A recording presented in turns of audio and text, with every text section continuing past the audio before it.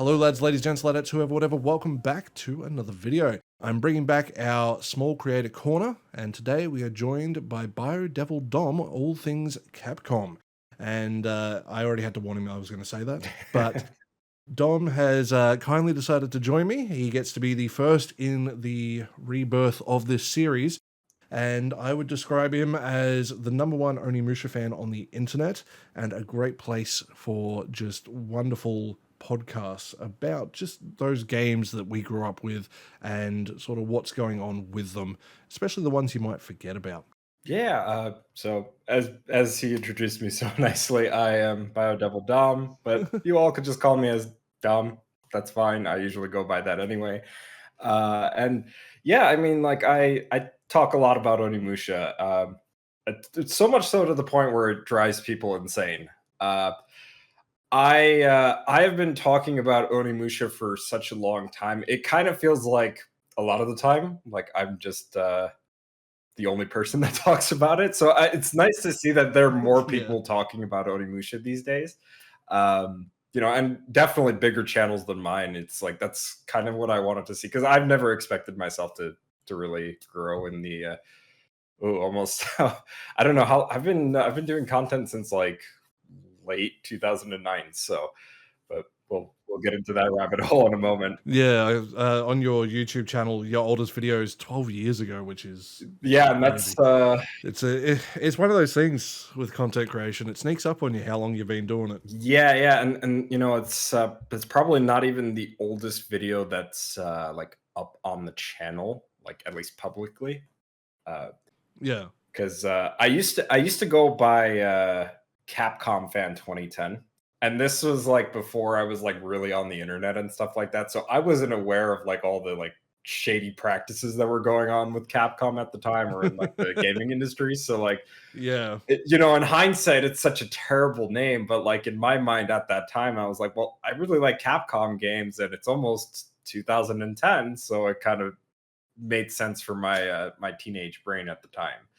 Uh, Yeah. so, but yeah, and funny enough, I didn't even start making content around gaming. Really, I was actually making like small like movies basically with my friend, but we'll kind of get Mm. into that in just a moment because I know I don't want to like take up too much time on my end here and be like shooting off and like getting ahead of myself here, Nah, no, this it's So, it's really the whole point, honestly. People hear my voice enough with the amount of videos I do and the daily streams and all that. As Benny says, I make him feel guilty by the fact that I pump so many bloody videos out. Um, but just speaking on that, as someone obviously who's done content for quite a while, as you said, what would you say has been the biggest takeaway? We're going to start off with a hard question. okay. Biggest takeaway from all the years of doing content? Like, what would you say is like your best advice you could give someone if they're going to, you know, hey, I love Capcom games as well, and I want to talk about Onimusha.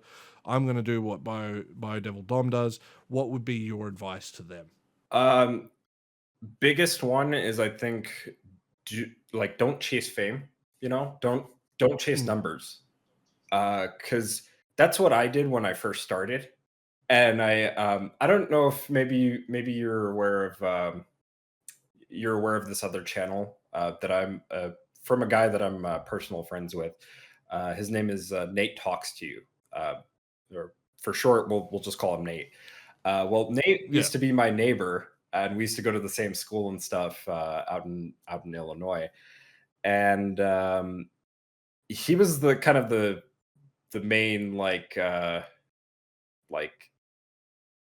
inspiration to get me into like content creating because he was doing like basically like small like stop motion like videos and like all sorts of different things, right? And kind of Mm, what got us together as friends basically was uh, our interest in movies. I'll get a little more into that moment here, but like um, so long story short, I wanted to make videos just like him, and so I did. but I never understood like why what got him to be as popular as he was. It just never like clicked with me. Even now I kind of don't get it. It's not that I envy him or Mm, anything like that, right? But I think like me focusing on that like earlier in my days of YouTube, that kind of um, gate kept me from like just focusing on the things that I like and just getting better at that, you know? Um, yeah. so I would say I think the biggest thing is just not to focus on numbers so much. Instead, focus on the Mm, things that you're picking up on that like people aren't talking about. Um, and definitely try to focus on like improving the quality of the videos that you're making. Even if you're on like a tight budget and stuff like that, do the best that you can. Because like when I started doing like gaming content, I was doing stuff off of like a webcam, you know. So this is like before like yeah. capture cards were like really like widely available and affordable, right? So like um so yeah, it was the one thing that I always wanted to do was like just get better. And I think Mm. that's kind of what drove me to keep doing what I do, even though I'm like very inconsistent with how frequently I upload and stuff like that. I mean, that's life. Not everyone can stick to a super strict schedule. Yeah, yeah, So, like for those who don't know, probably won't, but for anyone from Avalanche Reviews side of the internet, that's how me and Dom have got to talk. Is through his, and I love Jared's content a lot, but that man is as inconsistent as can be half the time when it comes to his uploads and that. And he has still had great success, and I wish him all the success because he deserves it. But like just to continue on what you were saying, like finding what you like and what you do is really really good, and trying not to worry about numbers. yeah, When it comes to numbers, like it because it's so easy to sit there and focus on them. Like I've had a video, not do crazy numbers in comparison to all of YouTube, right? Because mm, obviously those numbers are exponentially bigger than anything I'll ever have. But like my Grand Theft Auto San Andreas video, I'm just going to use as a quick example. Sorry, I didn't mean to punch the microphone. oh, you're good. I tend to move my hands a lot. I'm one of those people that talks with my hands. Oh, you and me both. But yeah, but I had about 12,000 views on that video, and it blows my mind that I had that many views on that video because I'm like, it's an alright video, but it's not my best video.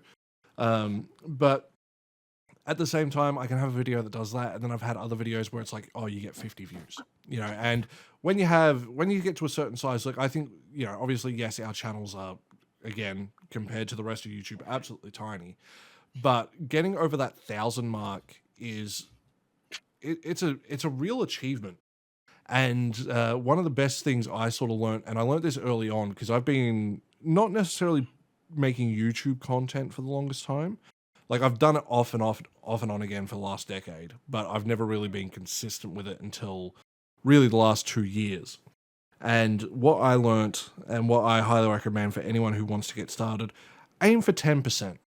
And by that I mean if you have 100 subscribers, aim for 10 views.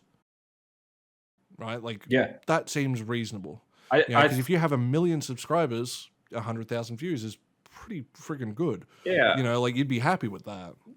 Um, but like at the same time, if you are going to be someone who goes after your own niche, as you said, right? Like Onimusha obviously has its very dedicated fans, thankfully, and Yeah, it hasn't yeah. been completely forgotten. It's like and I apologize for like interjecting, but like I would say like like just from my experience, you're gonna notice that like a majority of the people that show up to your channel, 10% of the people that return are the people that are subscribed. The other 90% are people that aren't subscribed.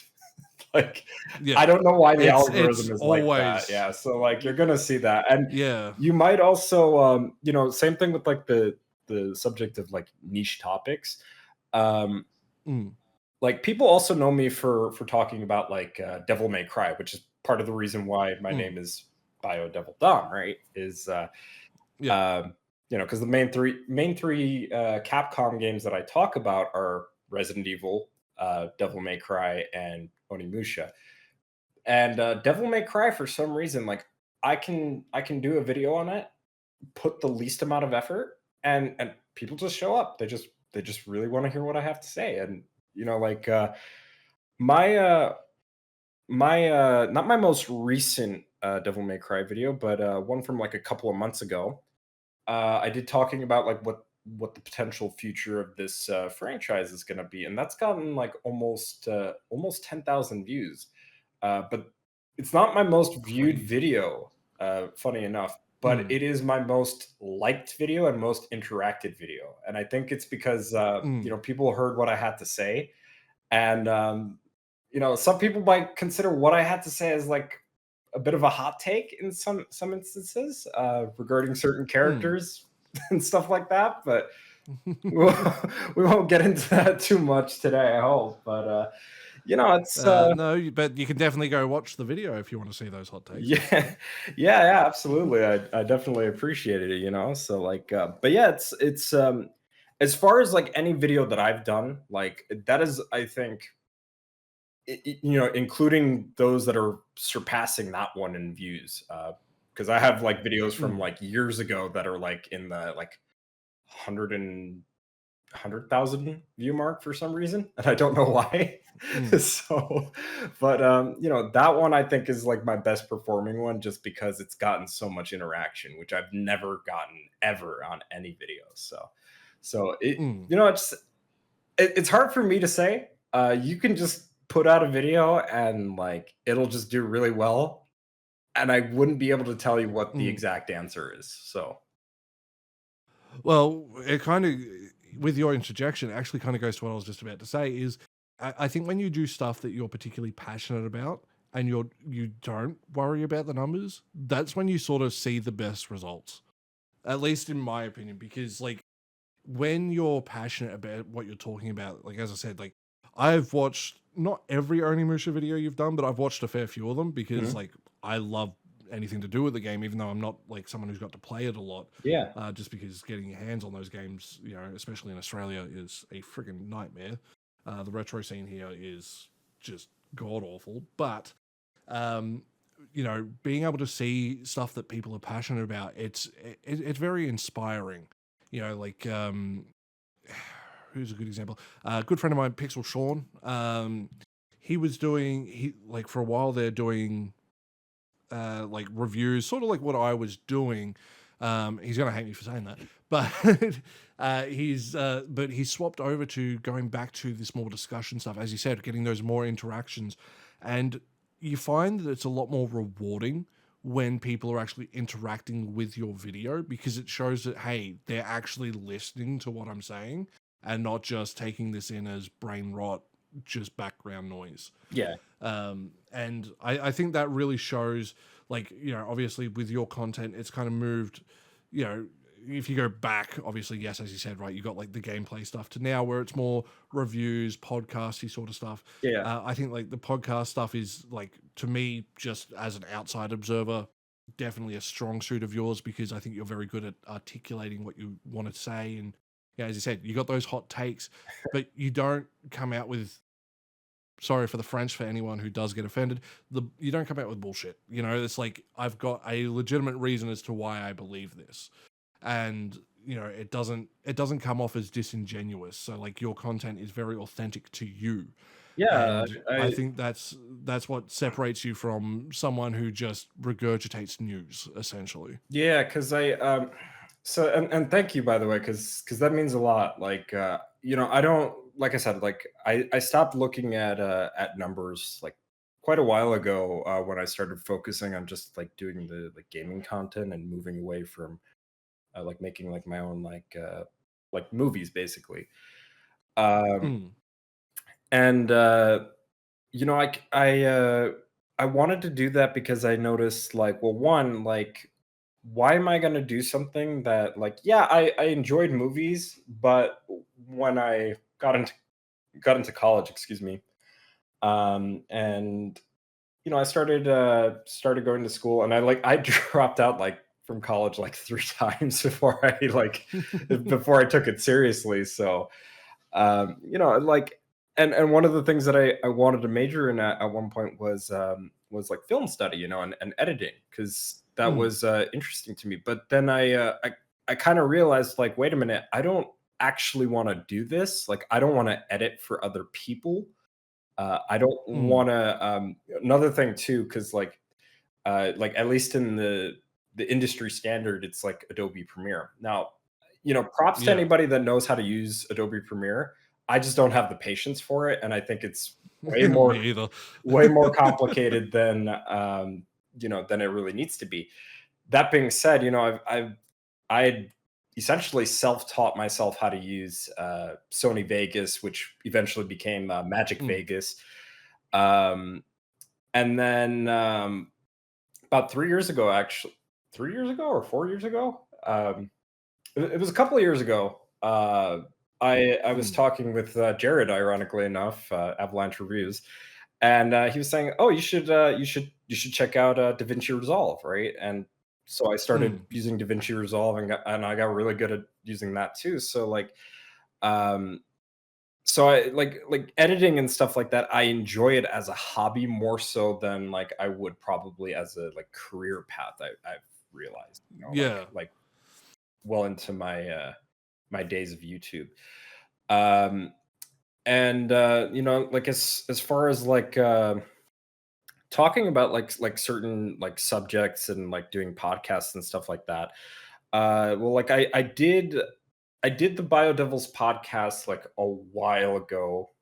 Um, this was like back in, I think, like late 2014, maybe 2015.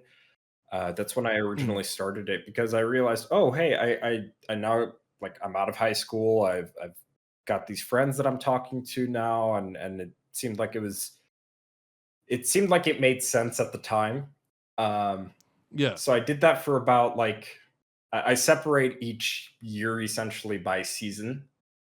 So I consider, Mm. like each year as a season. So season one, season two. I think we're on season five currently. Because at season two, I stopped it at one point because I was with another group that I'm not going to name them, just because I don't want to get into the drama surrounding them and Yeah. particular members with that group. But I was with them for a while, and I was doing basically the same thing that I'm doing now, where we talk about podcasts, or we talk about games on podcast. We're doing like we would do like some indie developer interviews, and like some voice actor interviews and stuff like that. So over the course of several years, it was just nothing but me like practicing how to do that. And the one thing that I kind of got myself into while I was like doing like podcasts and just doing content in general is more so just uh not trying to be argumentative. I don't know if that's the right Mm. word, but like basically I don't want like conflict. Like Yeah. I don't want to like just come off as like hey, I have this opinion, therefore everybody who disagrees with my opinion is beneath me or whatever. Like, granted, I'll have Yeah. people, and this is just typical of the internet, right? You'll have people that will try to say something stupid and start some dumb little drama, right? Um, Yeah. and there are certain people that I've definitely called out in the past in regards to that in my own like comment section. It's like okay, like, hey, you're talking about this, but you're not really being constructive, and you're not bringing any good counterpoints to what I'm actually talking about. uh, so Yeah. so when I talk about things, I don't, when I talk about them, at least on video and stuff like that, I don't like come into it with the mindset of like I want to fight, because Yeah. I've had too many fights in my life, so it's like it's the Yeah. one thing I don't want to like really like fight on about. But like there's things that I talk about where like people absolutely disagree with me on. There are things that I talk about where maybe people don't really know, because they haven't had that experience. Like for instance, like Yeah. we were talking about Onimusha. Um, Onimusha is a franchise that I absolutely love. But one of the things that I hope Capcom will do with this new game is retcon Dawn of Dreams because I absolutely hate what that game did from like a lore standpoint. And there are people that love that game, and it's fine. Mm, Like if you love that game, that's cool. I'm not trying to take that away from you. Um, but you definitely have like people who just will not hear that side of the argument. They hear more so of like, yeah. oh, well, you don't like that, therefore, like everything you have to say is automatically dismissed, right? And it's like, Yeah, what's the meme? You can say on Twitter, "I don't like pancakes," or "I like pancakes," or something like that, and then someone will respond, "So you hate waffles?" yeah, yeah, yeah. Like that's two totally different sentences. That's exactly what that is. Yeah. So like, yeah, Yeah, like so like I said, I don't try to get too argumentative about it and like too confrontational because I used to be like mm, that. And I used to get into a lot of like confrontation and stuff like that. And I just don't want to do it anymore because it gets tiring, yeah, between getting confrontational in real life and confrontational online, it just gets too tiring. So like I don't really want to do it. yeah. So No, I'm very much in the same boat these days. Like I've got to the point where like I've had so many people complain about politics in games and that. And we're not going to get into that because that's a whole other discussion where I will scream at the top of my lungs for everyone to just shut up because it doesn't matter. But I've had so many people like try to bring politics into like a review that I've done, especially for my Taking Out the Trash series, where I go back and look at games that came out, they weren't particularly great at the time of launch, and see, hey, have they improved or were we just a bit blinded by rage at the time? Because, there are games that come out and everyone goes, oh, this is the worst thing ever. And then you come back to it a few years later and you're like, oh, it's actually not that bad. I think we were just overreacting at the time. So I like doing that series, but I've seen people sit there and try to complain about politics within games and certain things, and it's just like, mate, it's a video game. Like I'm allowed to have an opinion. You can have your opinion, but like, why do we have to fight about it? yeah, see, like it's funny too. It's like I would say like around actually, yeah, 2014, 2015. I've noticed that like that kind of Mm, started picking up. Um, and I'm not saying people can't like something because of, hey, certain politics are getting pushed into certain games or certain media, right? yeah, by all means, if it's what you like, you can like it. If you don't like it, you don't have to like it. I think my take on politics, I'll just make this really brief on that subject, is that like I feel like a Yeah, lot of people treat that like it's sports, right? They don't yeah, really 100%. they don't go into it with actual understanding of like, okay, what are these people saying, and what are they trying to push exactly, right? um Mm, and that's the same thing with like stuff that's getting put into games. I think like I see a lot of people overreacting with like Ghost of Yote. Like we've barely seen mm, anything with that game so far, and I've said I've yeah, I've said it to people that I know. I'm like, look, like if that game does actually push something where it's like they're pushing a particular narrative, or like the story is just really written bad, then yeah, I'll say something about it. But like for now, I'm just gonna sit back and I'm gonna wait till all that information comes out because I don't want to just jump the gun on it. Uh, this isn't yeah, like the best way that I can compare this is like the Devil May Cry reboot.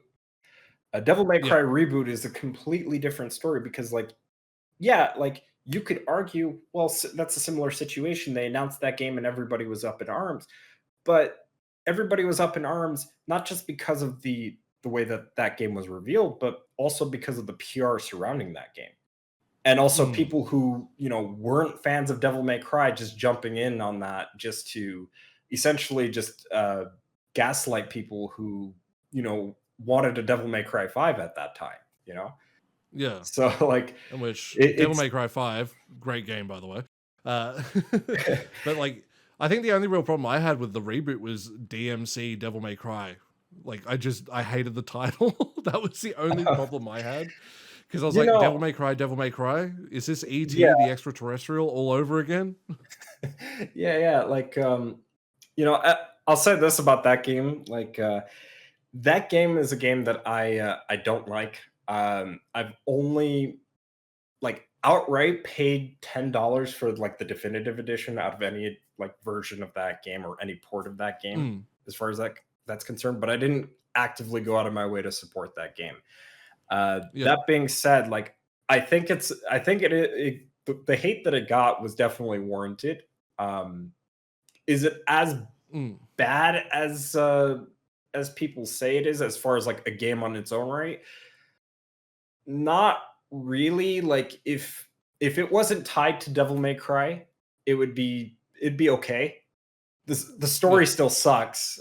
You're not going to change my opinion on that, but like the combat itself, it's okay. There's a game that's Yeah, it's the Resi 6 of Devil May Cry. ooh, I don't know, because I would say RE6 is a really good action game.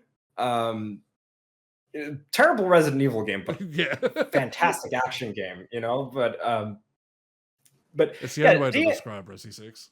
like there is a game that I do like that plays very similar to DMC Devil May Cry called Solstice. I don't know if you've heard of it at all.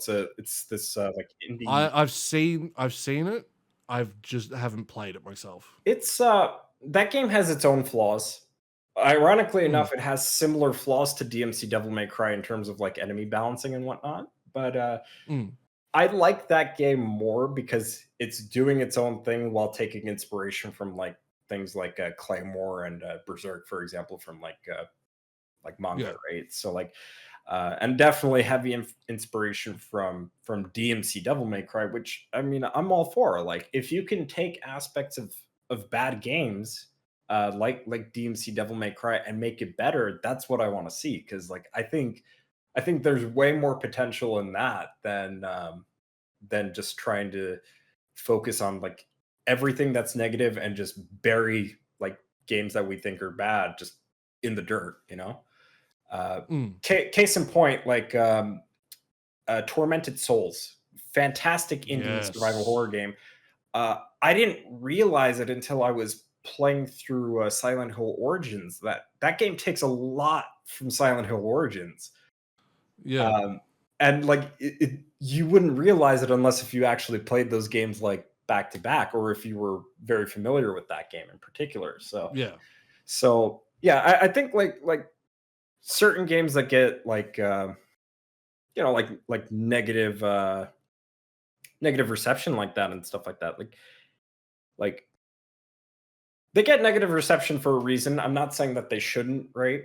And I do think Yeah. that like, hey, people absolutely have the right to talk about them and voice their opinion, but like keep it civil, basically, you know. And if you Yeah. get the chance to play it, right, like try to pick apart the good things about it, right? Because you never know, right? Like if you never know who is going to end up becoming a game developer in the future, right? If they're not one only, Yeah. right? And they might want to take some of those aspects that could work really well, even if they don't necessarily like said game. Yeah. So And I think that's a really good point because like one game I bring it up all the time in my live streams. It's an indie game that I was very fortunate to play. I've become good friends with the developer. He's a lovely guy. mhm, But it's a game called Dippets, and although it's got positive reviews on Steam, he had a few people like reach out on itch.io and say, "Hey, didn't find the game to be particularly fun." Like they weren't being like overly negative or mean or anything like that. Like they were just giving constructive criticism. But I got very annoyed at that, like I can't think of the word that I want, but I shouldn't have got as mad as I did. Not because it's like, hey, mhm. they're attacking my friend, but like I'm like, you're complaining that this game plays like Digimon World 1 when it's designed to be Digimon World 1. You know, like Yeah, I got a bit lost. And the more I think about it, it's the more of like, I can get where that complaint's coming from. I need to not be so reactive. You know, I still think the mhm, game is great. Like, I love it. But I can see, I'm like, okay, well, now instead of being reactionary, you know, I can hear that argument they're making and go, okay, well, I can see where you're coming from, even if I don't agree, but it gives yeah, me that perspective. And like, just to bring it back to what we were talking about, like, as you said, right, like you can have those takes in your video where it's like, yes, I want this from Onimusha. I would love to see them retcon. oh yeah, And Yeah. like, it's not saying, hey, I hate what they had. It's like, yes, it's not for me, but I think the story could be better if we do this. And I am a fan of probably the most ridiculous series ever created in Kingdom Hearts. I am a big fan, Uh, I and the story I've is not played Kingdom Hearts, but this the I've heard story. stories. So The story. I've heard Oh boy, the stories. story. Like, I have spent hours upon hours beating those games over and over and over again. And the story just gets more and more ridiculous. As the more I play it, the more just unhinged I realize that it becomes. And I Yeah. learned eventually to go, okay, I don't like care what the story is anymore. I'm sort of done. I would like, if I could have anything happen with that series, I would love them to basically stop, go back to the start, and instead of making the story up as they went, which is sort of what happened with the development, have a cohesive story that makes sense Yeah. across like the amount of games. Because like even Final Fantasy 8's my favorite because I'm that weirdo that loves that one the most because it was my first Final Fantasy. That story gets really stupid really quick towards the end of the game. And a lot of people who write off those type of games where the story does fall apart sort of use that as an excuse. And like, it's by all means, if you don't like the story, you don't have to play through it. But I feel like they use that as an excuse to not give a game a chance. And the reason I bring that up is because, as you said, big fan of Resi. I'm a big fan of Resi. The story in Resi is batshit insane, and like, it makes sense, but it doesn't at the same time. It is so all over the place. But can you give me just your history with Resi? Because you were telling me just before we started recording, you sort of got to it a little bit later than most. Yeah. So I was familiar with Resident Evil through the movies first. Yep. So I thought, oh, okay, like these movies are cool. I Later on I grew to really hate those movies once I played the games because then I realized, like, wait, what the fuck? Like, They have nothing to do with this. What the hell? yeah. Um, and and I don't think I'm like most people in regards to like just not Resident Evil, but like other Capcom franchises. I'll kind of get into this in a moment, but Mm. I started with 5 because I like went over to a friend's house, or a friend's apartment, stayed like the weekend over there, and we went to go hang out with this other friend who just got an Xbox 360, and he had a Resident Evil 5, and I absolutely sucked at the game. Like, my friends were like, "No, stop playing, you suck. You don't know what you're doing," right? So that was my first experience. I couldn't get past, like, I think it was like the literal first chapter where you're in the public assembly where they have all the Oh, yeah, Magini yeah. chasing you into the little hut, the RE4 segment of that game, Yeah. um, and um, and then years later, I moved out. I moved out to a different place because I moved a lot as a kid, and this is where I ended up meeting Nate eventually. Where we were we kind of knew each other from this other friend, and initially we didn't really talk because I was kind of like shy, and I would just come over just to like play games. And so the way that he kind of started getting to like talk to me and like getting me to like open up was like he started showing me like different games, and Resident Evil 4 was one of them. Mm. And I thought, holy shit, this game is like fucking awesome. Like, I've never played anything like this, but I don't have time to like play this because my mom won't let me play games on weekdays anymore. Mm. So I would go over to his house and I played it from start to finish because I was like so determined to beat that game. And I would end up borrowing the game from him a lot too and stuff like that, just so I could play it over the weekends. And um, Yeah. I played that game a lot on the PS2, and even after like corrupting one of my save datas through like one of the uh, out of bounds glitches that you could do on the PS2 version, like I played a lot of that game across multiple platforms, no less. Yeah. Suffice it to say, I like RE4, But then I went back to RE's 1, 2, and 3. I got them digitally on PS3. Um, and I didn't like them initially because I was like, well, these kind of control weird. But then I thought to myself, I'm like, wait a minute, I should try to learn how to play these games really because I love Onimusha and they literally play the same. Um, and so like I basically brute forced my way into playing through the first three games. Um, and I kind of developed this appreciation for these games where I realized, well, actually, these games are really good. And I would argue in a lot of ways, I think they're better than the newer stuff, at the time, which was like RE4, 5, and 6. Mm. Because the one thing that and this is what I criticize pretty much all of my favorite Capcom franchises when it comes to this is that Resident Evil had a consistent story up until Resident Evil 4, where they Yeah. just completely stopped giving a fuck. And they decided to let's make fun games first and then focus on the story after. This is a consistent problem throughout every Capcom franchise. I've noticed is that like they will focus on making a really good game that's fun to play first before worrying about the story, and that could be Yeah. a good thing. I'm not saying that that's a bad thing per se because like you could have a really fun game, um, but at the same time that could also be kind of an issue too when you're into some of these franchises from like the very beginning or for a very long time and you start like really getting into the details and start noticing, well, actually some of these things don't really connect or don't make a whole lot of sense. Part of the reason why I don't like Dawn of Dreams in particular is because a lot of the stuff that they establish in that game completely contradict what was established in the first three games. Plus, they Mm. expect you to know like prior information by reading up a two-part manga.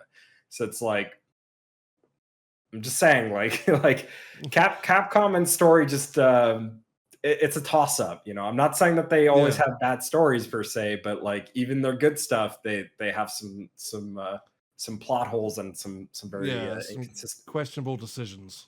Yeah, yeah.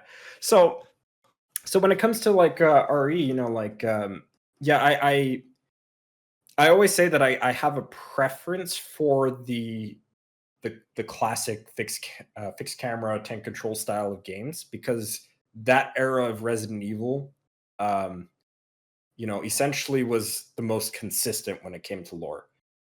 Now, that's not to say that I dislike the action stuff because I do think Mm. that from a gameplay standpoint, I understand why they did it, and Yeah. to a degree, I think that that would have been like the natural evolution had they stuck with like the build of RE4 that was supposed to be like the hybrid between fixed cameras and over the shoulder.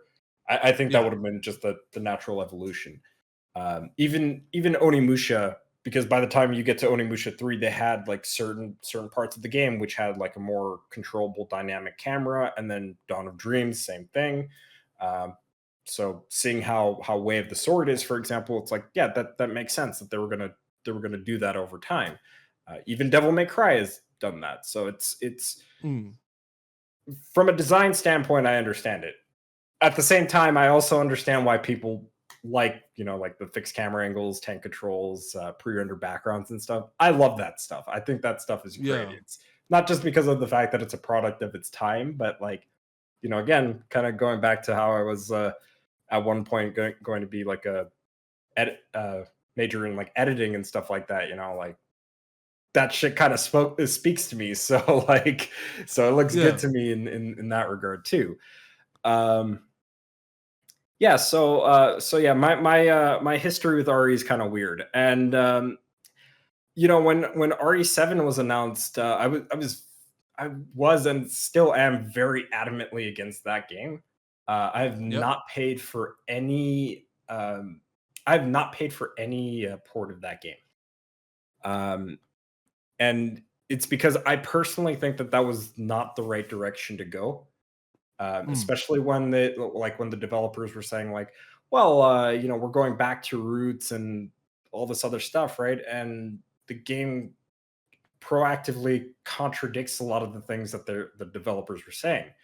I think the more accurate statement would have been we're going back to some cut concepts that we had for older Resident Evil games, which Mm, is a little bit more accurate. But even then, like to me, like it wouldn't have changed my mind because at that time, especially like first person horror games, they were basically trying to chase that amnesia outlast type of fame. And yeah. you still get games like that even today. So I'm not really a fan of like run and hide style sim games. Now, granted, RE7 isn't really like that. Um, Mm, so I don't want to throw it too much under the bus, even though I really don't like that game. yeah. But I also want to be fair to it as well and acknowledge that yeah, it's not really like that game. It is basically Resident Evil in first person. But my gripes also, which you can kind of see in my actual video for that game, Mm, stem from the fact that okay, well, like the soundtrack, like I don't necessarily hate it, but it's got the same problem that even like RE2 remake has, where like you don't hear it. Um, yeah. the enemies, like my biggest complaint about that, which they did technically address this with Village, was the lack of enemy variety. Um, Yes. bo- Very fair complaint. bosses were, in my opinion, were not really that great. Like, No, uh, I think like with seven, for me, like I enjoyed playing it. I beat it a couple of times, but I am also very glad that I picked it up for $7 on sale.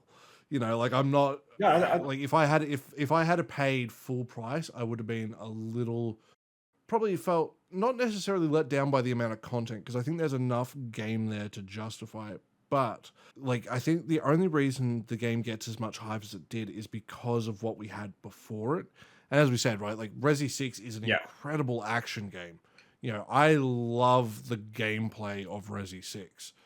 But as a Resi game, as like even just a horror game, it is piss poor. Like it does yeah, not have any real yeah, horror to it whatsoever, other than well, there's zombies. They exist.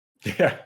Well, there's zombies, and then there's not ganados, but they're kind of like ganados because they have like Yeah, parasites. But it, like I've said this before too, with like even because this is what I was hoping for with like RE4 remake, and uh, I won't name names, but I have a friend who was very adamantly hoping for RE2 remake and RE3 remake to be more like RE4, right? And I said, yeah, I don't think you're really in the right because you're also going to be doing the same thing when it comes to RE4 on the flip side. And lo and behold, that was the case where he was hoping that mm, RE4 was more of a one-to-one type of remake, right?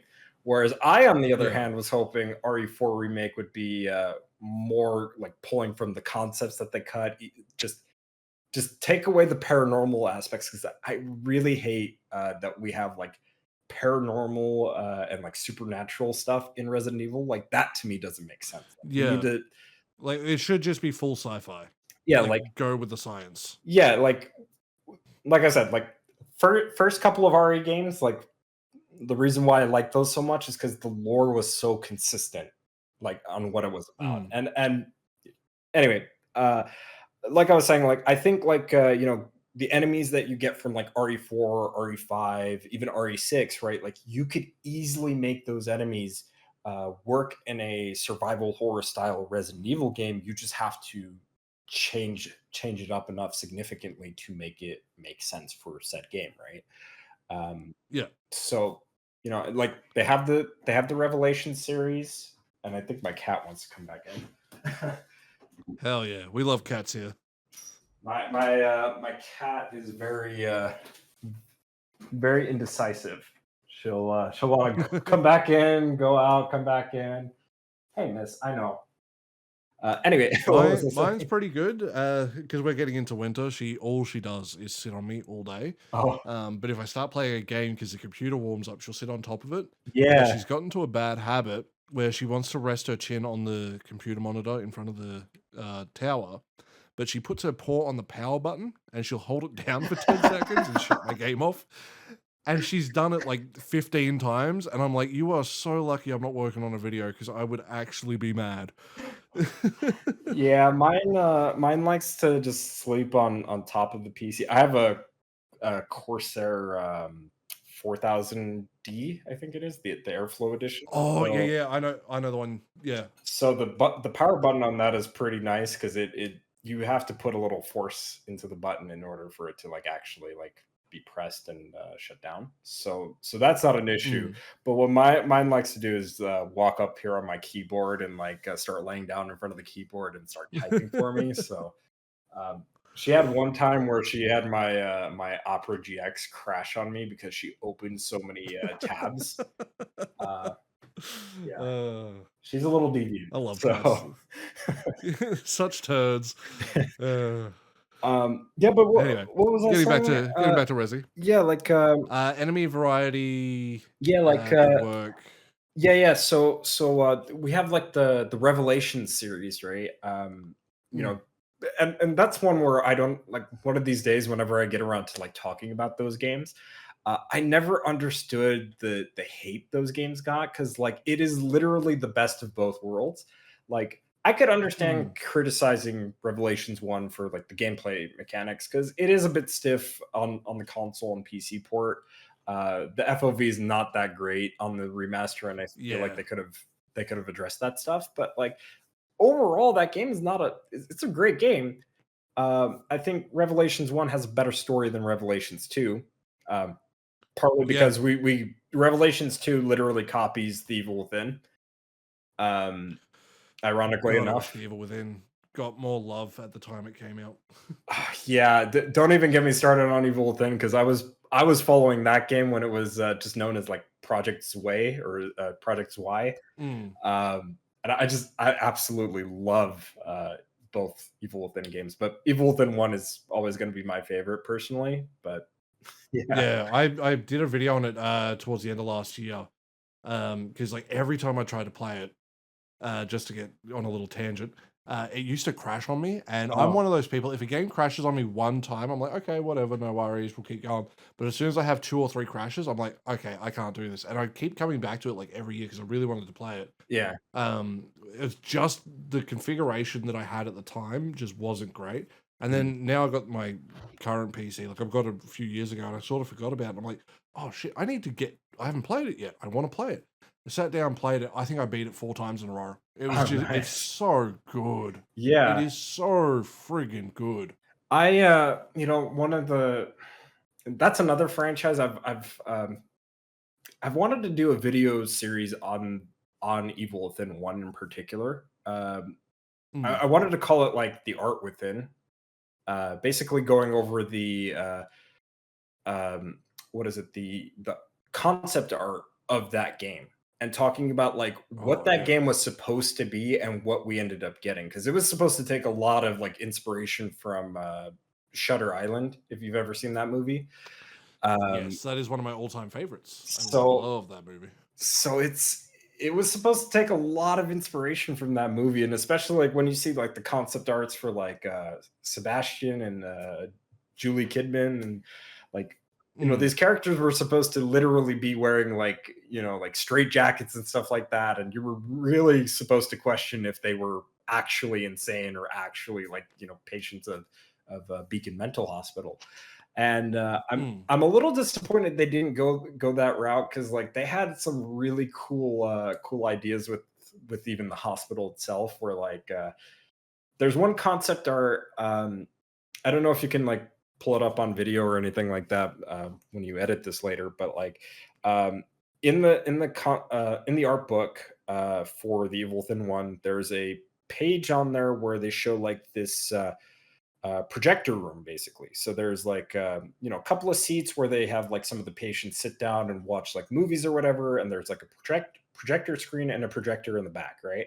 And it seems normal, Mm. and then like they show like a second panel of that where like there's like all the patients are dead and like there's this monster coming out of the projector screen. And I really wish stuff like that was like actually in the game because it would have been so cool to see, and I think it would have like played really Yeah. well with that whole psychological aspect of that game. But that's a really good game. I really wish people didn't give it as much flack as they did because I feel like a lot of people called it a game that was very like very confusing when it came to like the story and stuff like that. But like if you just sat down and like read the notes in that game, like it made Yeah, perfect I'm sense. pretty sure I Like say that in my video. I was like, because I remember people being like, they didn't like the story. I'm like, but it tells you everything. Like it's yeah, it's not super straightforward, but like it's pretty obvious what's going on. It gives you everything you need. Like and like there's a lot to take away from it. There's got some really good symbolism, even if like it's a little on the nose with the beacon hospital, the beacon of light, haha, like that, I can say, okay, that's a little lazy, but there's like other symbolism throughout that's done incredibly well. yeah, And yeah, it's just a game that deserves so much more love. I think the biggest problem it faced though was because it launched at the same time as Alien Isolation. And I could that see that. Yeah, game took everyone by storm because like let's be real, up to that point like horror was basically Amnesia and you Outlast, said it before, that's the Outlast. one, I always forget the name of it. Yeah, And like at that point that's all people really wanted. And like Alien, let's be real, that game, Alien Isolation is very very good. The end of that game sort of, yeah, for me, like I think it, because it becomes just a tired repetitive formula, like it doesn't evolve. yeah. But I feel like as time's gone on, Alien Isolation has gone down in my books, and Evil Within has overtaken it. As like I Really? would rather play Evil Within than Alien Isolation, just because Evil Within just has more substance as a game to me. Like overall, like there's just more that I can take away from this, rather than like, because if you look at Alien Isolation, it's like, okay, what's your story? Yeah, Okay, you got to try and get off the ship, blah blah blah. Like there's a cool plot, there's some really cool visual set pieces and everything like that, but like it doesn't ask anything, like it doesn't really elevate itself to be something special. Whereas with Evil Within, it asks those questions, as you said, right? Like, oh, what's going on? What's the story? Like, you need to be involved to get it. yeah, And like, to me, I would rather a game do that, even if it fails, than a game that's just Mario. Here's the plot, Princess Stolen. Do the like the just bare minimum of a plot. Like, and I'm someone who's not a story first kind of guy. I'm always a gameplay first type of guy. But what elevates a game to being a 10 out of 10, or like that high ranking game, like that memorable game, is going to be something that engages you, something that draws you in and like really pushes you. Like as we said, right, the first few Resis, they have such a cohesive story, and like the murder mystery sort of aspect to the story is like really intriguing, and it gets you in, especially the first game. And then the fourth game, I think it does a good enough job of kind of making you ask those questions. The fifth game, not so much. The sixth game, that's just Michael Bay, the video game with yeah, zombies. Seven, I think, does a pretty good job of sort of getting you to ask questions, but I think it wavers a little bit. And like for me, as you said, right, like the monsters aren't really that exciting. Like the best part is the start of the game when you are getting like chased around. That's like the highlight for me. But like I the biggest problem I have with Resi 7, it feels like you're moving through molasses. Like your character, like Ethan, just moves so freaking slow. okay, so I was not the only one that Insane. had that criticism. Okay, yeah, because like I Yeah, was that was like couldn't one of do the it. things that I was saying about like Village. I was like, oh man, like this game is great. Like as like I was not hyped about it Yeah. at first when I saw it. I was like, I'm not digging the fact that they're continuing this. I wish they would go back to the over the shoulder because like the remakes did so well, right? I mean, like at the time too, Mm. like RE2 remake was very much like catching up to RE7. Currently on Capcom's platinum title list, they're tied, and RE4 has overtaken it. So obviously, like if Capcom goes off of sales numbers, which they do, right, they probably should stick with the Mm. over the shoulder style. Um, and as much as that even pains me to say it, because like I said earlier, I do like those old school style of survival horror games, but I do think that that's a good middle ground because I don't think when it comes to like first person Resident Evil games, typically speaking, they're not really well received. or they're just kind Yeah. of they kind of have their own niche. Like even okay, like Resident Evil Dead Aim, which has the hybrid of going into it's over the shoulder, but then when you aim, it's in first person. Like I love that game. It's a great little arcade game. But I get Mm. why people probably didn't play it at the time or didn't think anything of it. Um, which, by the way, once again, I gotta thank Jared for this because like I didn't know until I saw his video that you could play that game with the mouse. So, and Oh yeah. that is the only way I will play that game from now on. So, I remember him. I remember watching him stream it, and he's like, "Oh, MLG shot completely whiffed, like an easy shot, and then he managed to hit a shot from across the hall where you couldn't even see the bullet, like the yeah, reticle." And it's like, how the hell do you hit that, but you miss the guy 3 feet in front of you? Like, don't question it. absolute gamer god.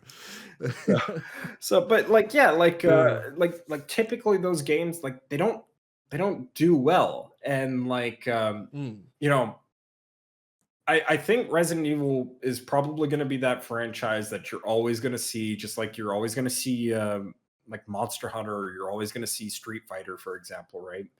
And I'm not saying mm, Capcom is wrong for focusing on those, right? But like um, in my mind at the time, you know, when I saw like Village, for example, I thought, oh, like this is not the right direction to go because I don't think that. I think this is more of like a kind of like a fad that people are having with the first person style.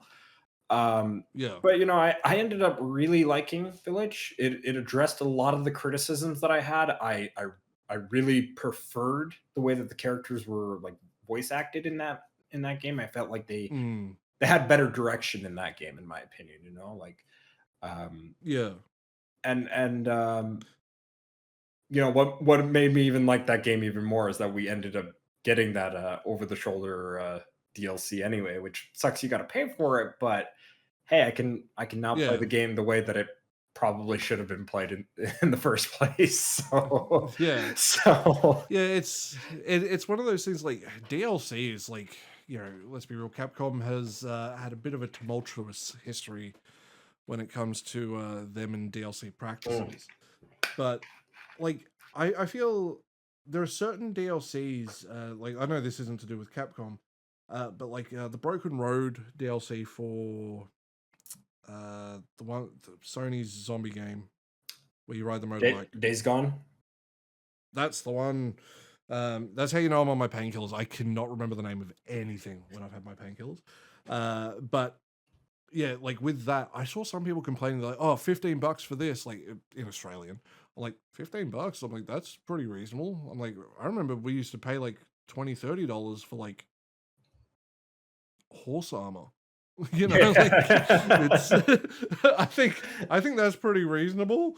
Like I think like it's fair to sit there and be like, yeah, like depending on what it's adding, and like as you said, right, it kind of sucks that you have to pay for it for something that realistically, I do agree. I think the over the shoulder, I think is the way to go moving forward for the series. Just as it lets people get into it.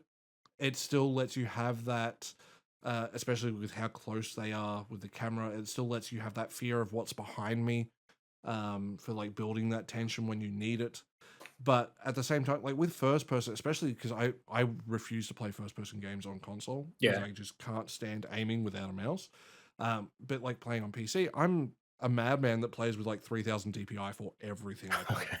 Like I have mine set stupidly high, so I always do like little movements. But like because of that, I can turn around really bloody quick. Yeah. Obviously, I just move my mouse like 2 centimeters, bam, I've spun around. Um, so like to me, like that's where the first person sort of loses that horror. Like I get the idea. It's like, oh, but you're in first person, you can't see what's behind you. It's like, yes, but I can just easily turn around. Whereas when you have the over the shoulder view, you sort of have to like, turn the entire character around. It's almost like bringing back tank controls in spirit. Because it's like, okay, if you want to see behind you, you're not going to just be able to flick the camera around and just see. You've got to like sort of turn around. Ye- Um, and like, I do want them to ultimately bring back, you know, the entire fixed camera angles and all that sort of stuff. Because for me, like I can't speak for you what your favorite is, and I'll ask you to answer that in a second. Yeah. But my all time favorite is the GameCube version of Resi One, like the first HD Oh, the remaster they remake. did. Yeah. Yeah, like that is to me the best Resident Evil experience I have had. And like I can't sit there and say I've played every single one because I haven't. Because as I've said in the past, and I'll say a million times, the retro scene in Australia is absolute trash, and getting your hands on a lot of those games is awful. And I'm not against emulating, but I do prefer to play properly if I can. Oh yeah, so But that's exactly how I'm like, like people tell me, oh, like why don't you just emulate? Like, I mean, yeah, I could. It's not that I'm opposed to emulating. I mean, like, I did a video talking about like the pathetic state of it's literally what it's called too, the pathetic state of game preservation, right? And I was mm, talking about how like we have like these consoles that are pushing for all digital, right? Main reason why is because these companies don't want you to go buy these used games or whatever, right? And they want to dictate the price, right? Well, there's a problem with mm, that too, in that aside from dictating the price, they'll dictate when you're allowed to play said game, right?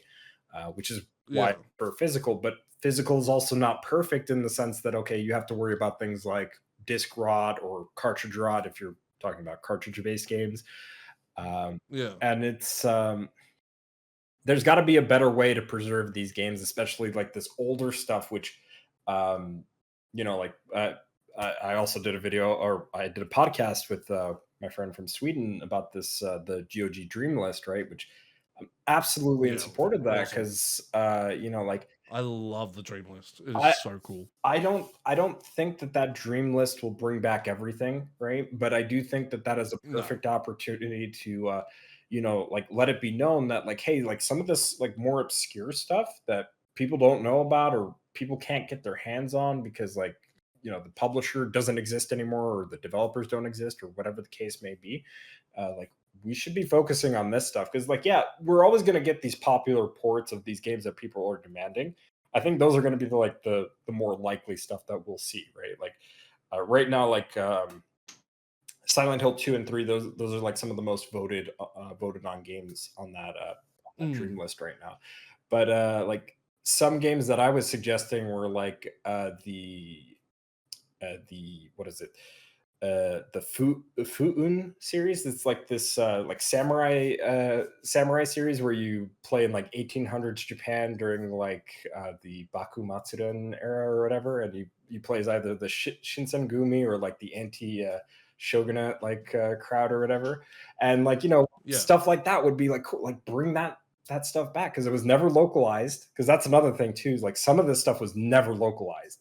So like we need to Yeah. get it localized. And then there's stuff like like that just like does not have the popularity. Nobody's ever heard of it. It might have been like put out for free on like a subscription base. Like one game I was talking about in that server in Jared's server was like uh, this Resident Evil clone called Abyss Boat that was given out for free for people on like this magazine subscription. Not Yeah. many people know about it. It exists, and ever since I found out about it, I want to know more. But there's not too many videos talking about that game, and I want to see stuff like Yeah. No, that's definitely a very fair point. Like the GOG stuff is just it is fantastic. And like another great resource, and I get like there is sort of that kind of gray area as to whether it's, technically legal or not. But myabandonware.com has that. become just a site that I browse like every day. They have just all like these old PC games. Like if I didn't browse them, I wouldn't have found the bloody Dexter game that came out on PC, like from the TV show. And like the game sucks. It's it's not good. But like playing it, I'm like, this is. I am so glad I got to experience this because it is so bad. It's good.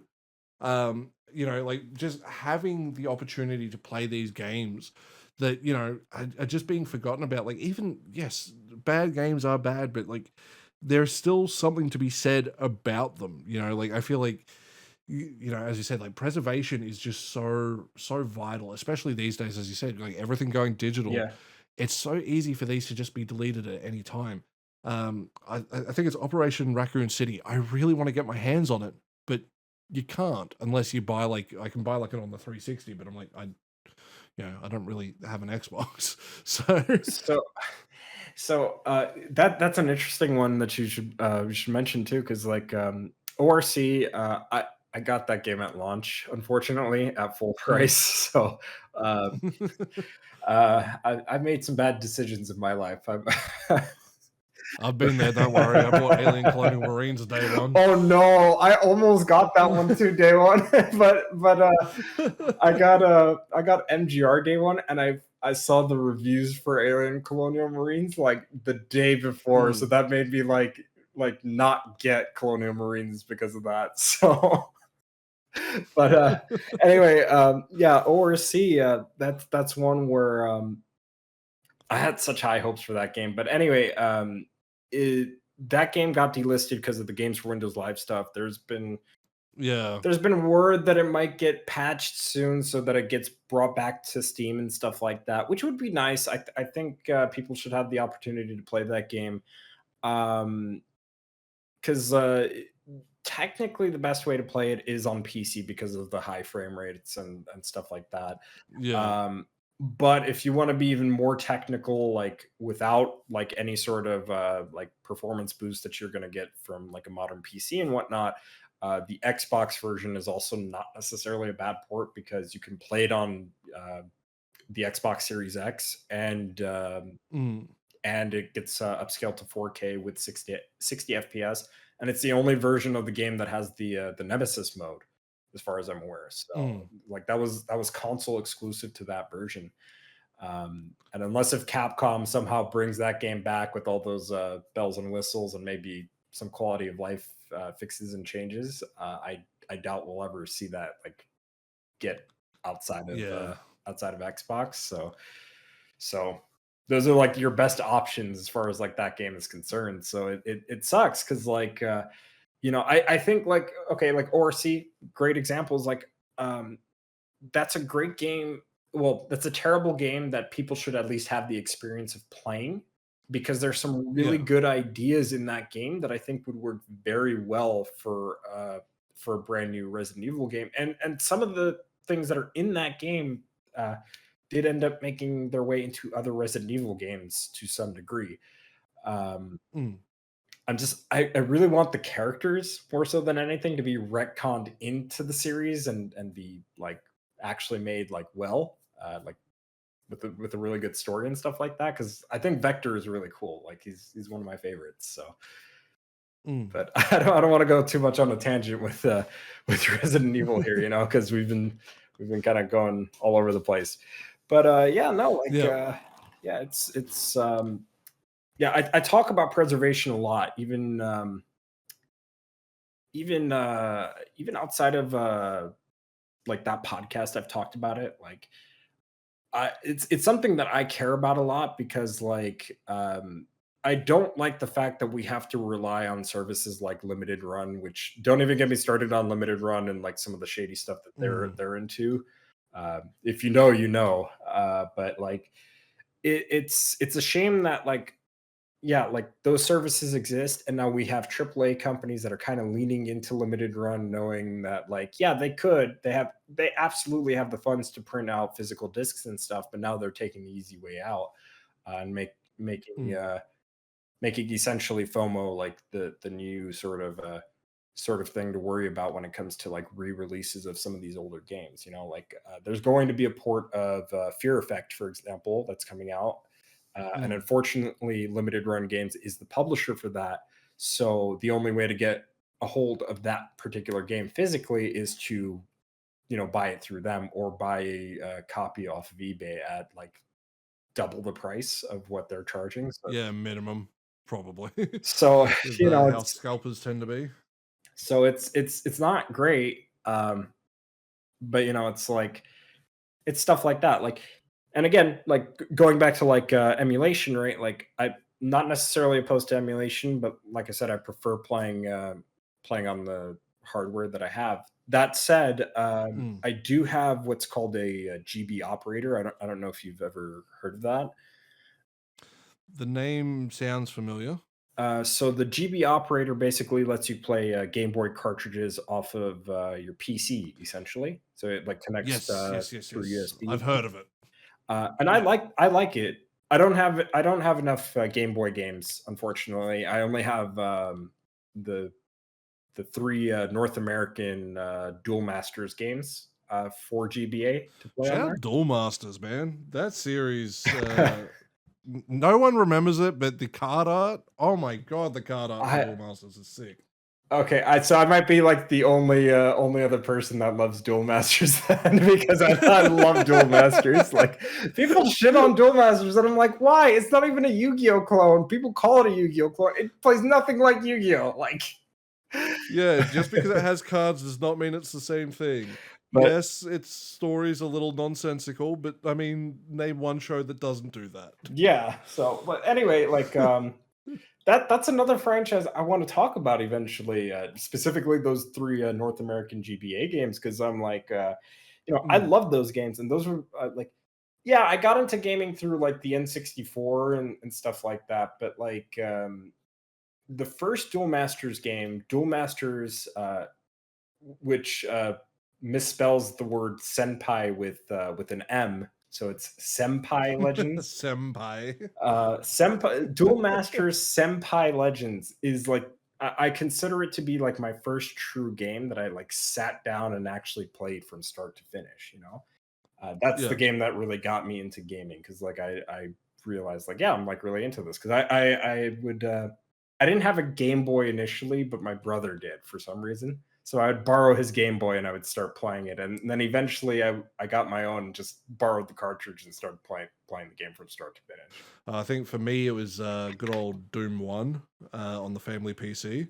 I Okay. would have been 5 when we sort of had it, and me and my sister were sitting there playing it because because I grew up on the NES, so like not that my family wasn't poor by any means, right? But like Mhm. I'd say we were lower middle class, so like we didn't buy stuff day one that would come out by any means. We typically got it like a year or two later when it would be a little bit cheaper.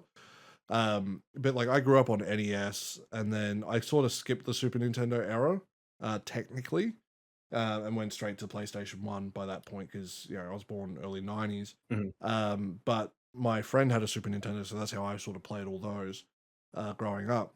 But I remember Doom, me and my sister were just obsessed, running around, like, didn't know where the hell we were going, probably only finished one or two levels maximum.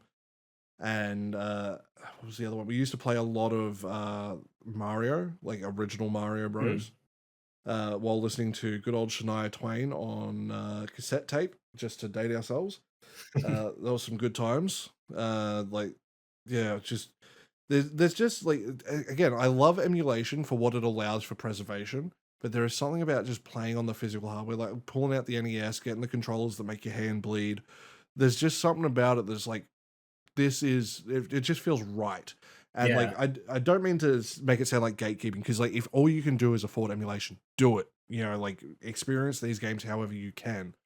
But if you do have the opportunity to get your hands on an NES, Super Nintendo, GameCube, whatever, like any old retro console, and play these games the way they were originally intended to be played, like playing them on a CRT, not necessarily, a 75-inch, 4K TV, because it's going to look like crap when it gets blown up to that size. But, if you have that opportunity to do it, it's hard to beat. It really is. It's such a wonderful experience. Like I just set up my N64 and everything again to like replay Ocarina of Time because I haven't played it in years. Mhm. And just the second I boot it up and I hit that power switch, I'm like, oh god, what a feeling! Like that's it's almost something that's kind of missing to me in modern games. Like the closest sort of level of satisfaction is the beep of when a PlayStation turns on. Like or when with the Switch when you pull the controllers back on and you get that click sound. Like I love that click sound. Yeah. It just Yeah. scratches an itch in my brain. But like it's just that tactile feeling is just something I miss from gaming in general. But to go back to something you said at the start, how you love film Yeah. and like it's sort of where your passion sort of started. What what sort of films would you say sort of shaped you, and what sort of films do you tend to lean towards? And then a really tough question, just to follow it up, is if you could make any film in terms of genre, Mhm. it doesn't have to be specific genre. You can be a little vague, like horror, mystery, things like that. What would you love to see made, and or if you could make it? Oh, okay. So growing up, um, I I was watching a lot of like old like kung fu movies and like war films, like World War II films. Mm, I couldn't tell you the names of them. I can't remember like everything off the top of my head. I think the one that that I do remember the most is probably like it was a Jet Li movie, but I that's all I remember. yeah, So like because Jet Li movies were like this was like I think before he started becoming more popular in America. So like we were getting getting movies that were getting imported from like China or whatever, and translated to English and yeah, stuff, right? So yeah, like I was and mind you, like I was born in the late '90s, so like '96. So we were watching these movies on like cassette tape and stuff like that. So like mm, um and yeah, so that kind of like shaped me a little bit, and also kind of a little bit outside of movies too. My grandpa really got me into history. Like mm, I have a huge appreciation for history. Um, and I think that's just kind of a thing in like Polish culture in general. Like yeah, I've been living, kind of to go off on a side tangent here too, while answering this question. Like I've been living out here in yeah, Poland for like 3 years, and it's very frustrating for me because like I feel more American than I do feel Polish. yeah, The one thing that I have noticed over the time that I have been here is that there is like this big appreciation for history, and I think that that's kind of just a cultural thing. mm, So I get that from my grandpa a lot. So as I was growing up, I would watch a lot of just movies about like World War II and like the Vietnam War and stuff like that, and that always kind of like mm, interested me. Um, and then as I got older, I would watch other like action type movies, and then I started getting into horror movies. So and horror movies, I'm not surprisingly enough, as much as I love survival horror, I don't handle horror movies that well. Uh, the duality of man. yeah, so like it depends on the horror, like I can Mm, really get down for some like John Carpenter style horror movies and stuff like that, yeah, but like certain other horror movies that kind of just get to me. Like I'm not really big on like slashers or like anything related to like serial killers. That kind of like really yeah, gets to me. Um, Probably because of like some of my upbringing and stuff like that, and I don't want to get too personal yeah, for reasons, but like I so when I was getting older, I was getting more into like like zombie films, like from like John Romero. I really like the original Night of the Living Dead, for instance. mm, Um, but also samurai movies. Um, I think there's a lot of good samurai movies too that unfortunately we don't get too much of these days. yeah. The kind of I went. feel like it's like that, and like the old school like kung fu movies. I feel like it's something that we're missing a lot these days, because like I feel like we've had a rebirth of like horror, we've had a rebirth of action. Yeah, even if it is mostly superhero stuff, at least we've still got those action movies. Yeah. But like I miss the kung fu movies. I miss, as you said, like the samurai movies where it's like, yeah, it's not necessarily just action, action, action, but like it's really well choreographed fights, really well, thought out themes and just like Yeah. just a more steady pace to the overall movie experience. Yeah, and and funny enough, I think that's kind of like like those types of movies as well. The like those kung fu movies as well. Like that kind of shaped my interest into like very specific types of games. Because if you Mm, notice, if you've seen my collection, a good chunk of my games are Japanese developed games, or they yeah. have some kind of Asian theme to them in some cases. Like I'm really big on Samurai Warriors and Dynasty Warriors, for example. So like stuff like that, like if it's got like that kind of theme, I'm all for it. Like it's a Mm, good time for me usually. And I don't know, I really like that aesthetic. I like the sort of vibe you get out of that, and not just within games, but also in movies. And unfortunately, I feel like those kinds of movies uh, went almost in a similar direction to like westerns.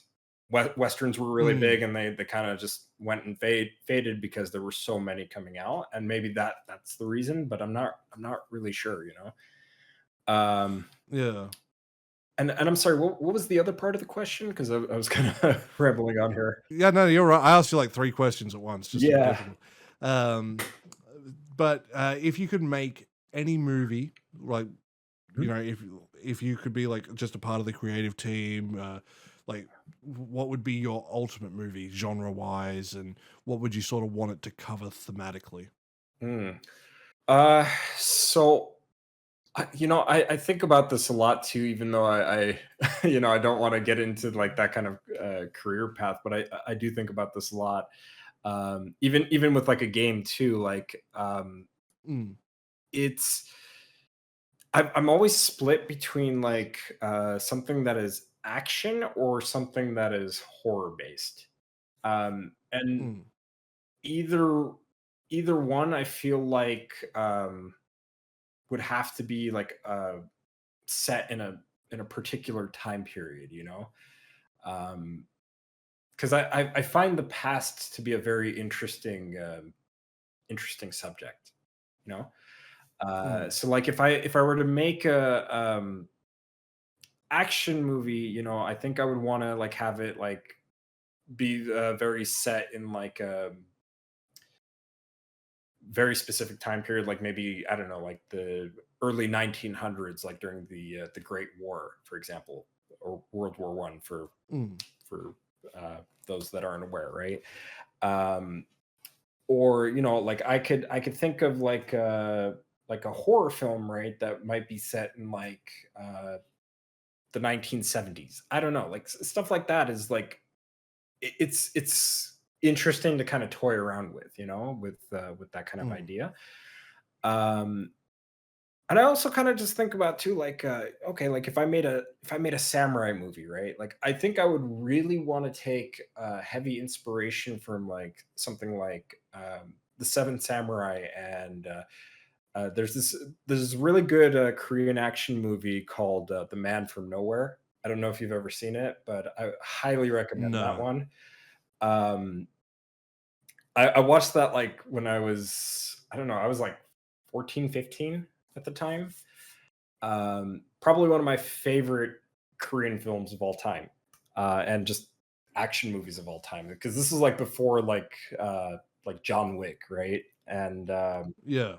it was a really good movie, and probably one of the only few action movies that made me tear up by the end. Because Yeah. it's got a pretty good story. Um, so yeah, I think I would want to take like cues from that, but at the same time, if I kind of going back, if I were to make a horror movie, right? I think I would want to take inspiration from games, like thinking like Resident Evil, for example. Like, you don't see like camera shots that are like in fixed camera angles like you do in games, right? And I feel like you could make some really interesting shots for a movie Mm, uh, that was filmed almost like a Resident Evil game, or like some of these other like even more recent indie horror games, for example. So, yeah. um, I think there's definitely something to be said, especially like like with like the Resi 1 remake, Mhm. I think like their use of shadows as well, Oh yeah. and like just going like instead of having, because like a big problem I have with modern film, and this is just this might just be like confirmation bias just from what I've seen, and I'm more than willing to accept that. But a big problem I have with like a lot of movies that I have seen is they don't linger on shots. They're just like bam, bam, bam, snap, snap, snap, next scene, next scene, next scene. Mhm. And it I hate the pacing of modern cinema a lot. And I'm not saying there aren't movies out there that are out there that don't do that. By all means, I know there are. But like I think that's something that is slowly starting to come back. And I think it's something that's missing from games as well, is just that willingness to sit on a moment rather than trying to push the pace all the time. Because I think, a lot of games are always trying to do that. And like, just to go back to what we were talking about before, like, take Resi 8, I think is a really good example Yeah. where it's got moments where it's like, okay, action, action, action, action. But then, like, even though I never really found the whole baby scene to be particularly scary, like, I found it interesting. But, like, the end of that area where I always forget the girl's name, like the lady's name that controls the doll. Donna, I think. Um, yes, I I think that's think it. that yeah. Um, But like everyone will know who I'm talking about. She's the one who controls the doll. Like when she dies, like you kind of feel guilty, and like the game sort of just stops. It's not like, oh, you have to get out of here and go. It's like, no, you sort of just stop and you look and you see the outcome of what's happened. And it's like, I kind of wish more games would do that. Um, it's just one of those things where like I feel that is missing a lot from modern cinema, and like I'm trying to like just to tie it into content creation for anyone who's interested. um Yeah. I found, like, if you go back to when I started doing my reviews, they were super fast paced, and like don't get me wrong, they're still quick as all hell. I talk at 100 miles an hour as it is. But they were always like, "Oh, joke here, joke here, joke here. Got to keep pushing, keep pushing." And you compare it to now, where it's like, "No, I'm just gonna sit on a point. I'm gonna go at a more steady pace," and it feels, to me, at least for me personally, I feel more relaxed with what I'm making, because I am willing to slow it down. And what the whole point is, like, when you look at films and like things you want to make, and when you think about that, the cool thing about it is you're unintentionally inspiring your own content, because when you think, oh, I wouldn't mind doing this, this, and this, but because now you've thought about it, when you're creating something, whether it's a passion project or just sort of a throwaway video, you now have that thought in your head, oh, that's how I can do that, and I can practice it here, Yeah. which I think is always really, really cool. Yeah, it's something that I want to get better at with certain videos like my reviews, for instance. Mm, I want to get better at like talking about excuse me, like the soundtracks and stuff like that for games. mm, Because I feel like I kind of breeze through it. Like I still bring it up now because I want to make that mm, like a thing that I just talk about in reviews going forward. I've been doing that since my RE5 review, but yeah, like I feel like sometimes I do that, and then I'm like, I feel like there's more to talk about, but I don't want to make it like overbearingly long too, right? So there's got to be yeah. like a fine balance. But even like no, I mean that's a great point of like okay, like even games, right? Like if I will eventually do an Onimusha 2 review. I Mm. promise you on my life that that is like the one thing that before I die, I have to do an Onimusha 2 review because Onimusha 2 is my favorite Onimusha game, like bar none. Um, Yeah. and the reason being is that like that game is a very cinematic game. It's Yeah. also a very depressing game when you actually like think about like all the themes surrounding that game. It's like having to deal with like loss and grief and acceptance and like all this other stuff sort of in between, right? And on top of Mm. that, it does a really great job. Like even though like yeah, it's a dark fantasy game and you have like demons and stuff like that. it also does a really great job with its intro cinematic where it like shows you like, yeah, like who are the people that suffered the most during the Sengoku era? It was just your average villagers that were just trying to live their life peacefully, not these Mm, samurai who were, going out of their way to have these conflicts and whatnot. So Onimusha 2 is just a if it was a cinematic game, it would be like perfection to me. But that game is just perfection to me regardless. So that might just be yeah. my own biases towards that. Um, Hey, you're allowed them. As I said, I'm a Kingdom Hearts fan, right? Like so Kingdom Hearts 1 and 2, like they're great. 3, I still defend 3 even though I do agree it is not great. But like especially when you can appreciate what it is trying to tell, even if it doesn't nail it 100%. I think like a kind of oddly good comparison would actually be the Uncharted game. So mm, I've been making my way through doing reviews for the original trilogy. The first game, a little bit of cinematics to it, a lot of action. Second game, good balance, honestly, like a much better balance. Like there's still a lot of action, but like there's not too much that, the story and like the epic tale that's being told gets lost behind Nate killing like 4,000 people yeah, and not reacting to it, which is my biggest hang up on the Uncharted games, as much as I do love them. And then you go to Uncharted 3, where it's like, it's way too cinematic and the action is just kind of falls flat because there's too much of this one thing. So it sort of like overdoes it, and then the action can't quite back it up fully. And like at least just going from what you've told me, like just there, like as I said, I've only ever been able to watch playthroughs of the Onimusha games. It's been a hot minute since I have watched them, to be mhm, fair. Um, but like I'd rather have a game be a little less cinematic overall if like it means the gameplay delivers what the stories and like what the world is trying to deliver, yeah. what the actual goal and sort of aim of the game is actually being played rather than you know what's actually there's a game I'm thinking of and I can't remember the name of it, but effectively what I'm trying to say, the games that exist where you don't really get to play them, they sort of play themselves effectively, and not just mechanically, but like you don't feel like you're impacting the world. You don't feel like you're progressing the story. Like you're just there for the ride. Is So sort of so what I like mean. narrative games, yeah, like Yeah, like but like poorly written narrative games where yeah. like you're not pushing the narrative, you're not a part of it, you're not affecting the narrative, but like the narrative is happening and you're just there to listen to it. See, oh, okay, so I want to kind of cut you off here too, because Yeah. like one series that comes to mind, and a lot of people, this is a very love or hate series for a lot of people. It's Shenmue. I absolutely love Shenmue, but there are people that absolutely hate Shenmue. And I understand why, because like, okay, a lot of what you're doing in Shenmue is just asking questions like, hey, where do I find such and such?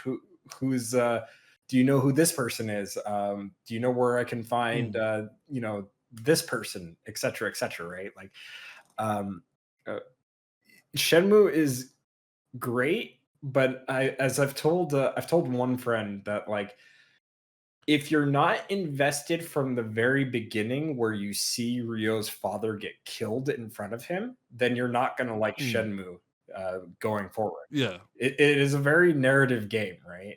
Even though it does have like combat and there are mini games to play, like arcade games and stuff like that, it is generally a narrative based game. And Yeah. and in my opinion, a very cinematic game too, because it also kind of deals with those similar themes to like Onimusha, where like you're dealing with like loss and depression and like acceptance and Mm, whatnot. So I tend to like games like that. I don't know why. Maybe it's just because my life has been like that too. So yeah. If they're what you can relate to, there's nothing wrong with you it, know, like and I think that's why I'm also like I gravitate a lot towards Devil May Cry because a lot of people don't realize this because you we have a lot of these newer fans coming into Devil May Cry and they think it's just all about wacky woohoo pizza man.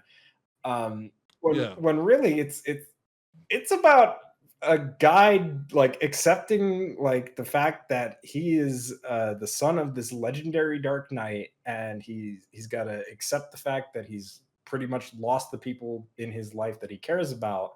It's basically a family game, if you will. Like that's the best Yeah. way that I could put it. It's about Shout family. out Vin Diesel. So it's about family before Fast and Furious made the trope about family. The So, meme. but Yeah. yeah, like yeah, no, like it's like games like that. I think like and how to draw that back to like like the original question too. Like I would draw probably more inspiration from games like that where they're very focused on like specific themes like that, where Mm. it's not to say that like fantastical things can't happen or like good things can't happen, right? But like how to deal with those things, because like I Yeah. can't speak for anybody else, but I tend to deal with a lot of that stuff in my life throughout the Mm. 29 years of my life that I've lived. So and I somehow managed to, I don't know, bear with it even though it's kind of difficult. So Yeah. I so mean, gotta keep on keeping on, as Joe Dirt says. so Uh, Shout out to Joe Dirt. Fucking so love that movie. so I think that those are the kinds of thing like themes and stuff that I would focus on in Mm. like a movie too. Um, so whether that be a horror movie or whether that be a an action movie, I think technically the themes of the like what I mentioned could work in either or, uh, Yeah. if done right. I can definitely agree with that. All right, I've got one more question before we come to an end, and this is my favorite question to ask. If you could experience any game for the first time again, what would it be and why? Oh, um, you're really putting me on the spot here. You can give me honorable mentions by all means. Like if you can't quite pick one, you give me a few. Oh yeah, this is it would be a very big toss up for me, because like I would have to pick something. I'd probably have to pick either Onimusha 2 or Devil May Cry 3. It's between those two. Um, Yep. I like I said, I love both of those franchises like to death, but Onimusha 2 is just, for me, it's just like the perfect Onimusha game. Yes, it's got flaws, but like I love every Mm, like aspect of that game. I love the characters. I love the world around that game. I just I love the weapons, the combat. Um, yeah, just everything about that game is great. And Devil May Cry 3 is kind of the same thing. Um, mm, it it's Devil May Cry 3. I think you could kind of view it as like sort of a coming of age story for like Dante, where like he's in the beginning he's kind of like immature, but as he's going throughout Temenegru and stuff like that, he's and speaking with Lady and having all these interactions with his brother in Arkham. He starts to like pick up on the things that are actually like important. So like things like family and upholding legacy and stuff like that, and protecting mm. what matters most. And and that game is great too for its story, and its combat is absolutely fantastic, absolutely difficult if you've played the vanilla version of the game. uh, for those who know, which fun fact about that, it's the vanilla version was like normal was like hard or very hard for the Japanese version. So Yeah, I think it was. I remember. I think it was very hard or something crazy. yeah, it like off the bat, it was like normal was hard, I think, and then hard was very hard. Uh, Yeah. and yeah, it was something, all right. And then special edition came around and kind of addressed that issue. So if you're gonna play three, just go straight to special edition. But if you're curious, Yeah. vanilla does exist. But yeah, no, like I probably would want to play either one of those two and re-experience those for the first time, because when it comes to like my content, right? Like I mentioned, like my current name, because my original name on YouTube was Capcom Fan 2010. Um, Mm. and My current name is BioDevil underscore Dom, and so it's a mix of Resident Evil, Devil May Cry, and then just my own name. And I would have done Onimusha, but the thing is Oni like is technically a demon, so it would kind of not make sense to have that right next to Devil, and it kind of sounds weird, Yeah. right? Um, so At don't least you let didn't that go confuse Bio you. Devil Dominusha. Yeah, like, that don't that let would have that been a little confuse bit too you. much. Yeah, yeah, like, Yeah. so don't let my name confuse you by any means. Um, so I made my name that because, like, okay, like, I like these franchises, like, these specific Capcom franchises that I've been playing for a really long time since I was a very little kid. So for, like, Mm. almost 25 years now. So, um, yeah, so, like, um those are the 2 that I would pick probably, because, like, at the end of the day, when I talk about games, the stuff that I generally focus on, I talk about Devil May Cry, I talk about Onimusha, but only when there's stuff going on with those franchises, like there is recently with Onimusha. And Mm. like I will often see people be very pessimistic like these Capcom fan bases when it comes to both of these franchises. We're like, oh, well, like we're not going to get a new game, or like, um, one person that I did call out, Dusk Golem, the person that like, was doing like the Resident Evil leaks and stuff like that. I called him out because like he was saying like, oh, like Capcom was not going to do any more Onimusha, and this is a franchise that's like very near and dear to my heart, for example.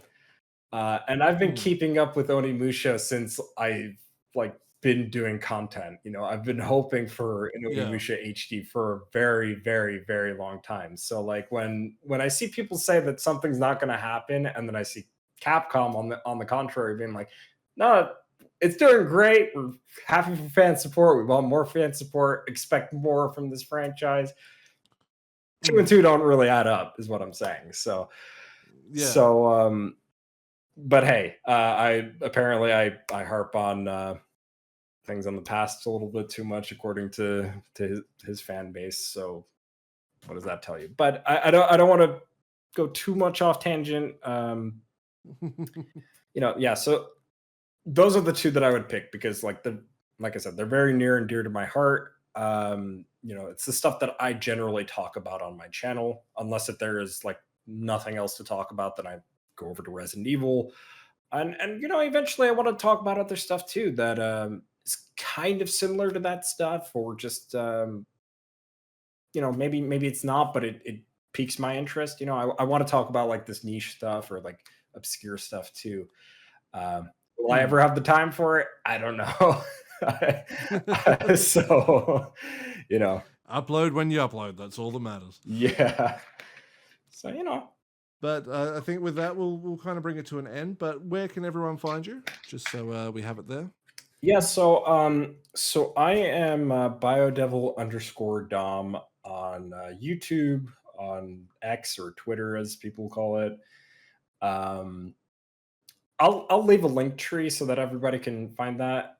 Just find me Yeah, on I'll have it everything. all linked in the description. Yeah, because like I also post on I technically post on Reddit to share shamelessly plug content, and also Yeah, on Instagram.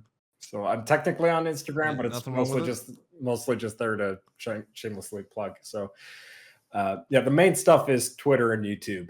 Um, Yep. so and generally what I do on the channel is well, I do reviews on occasion.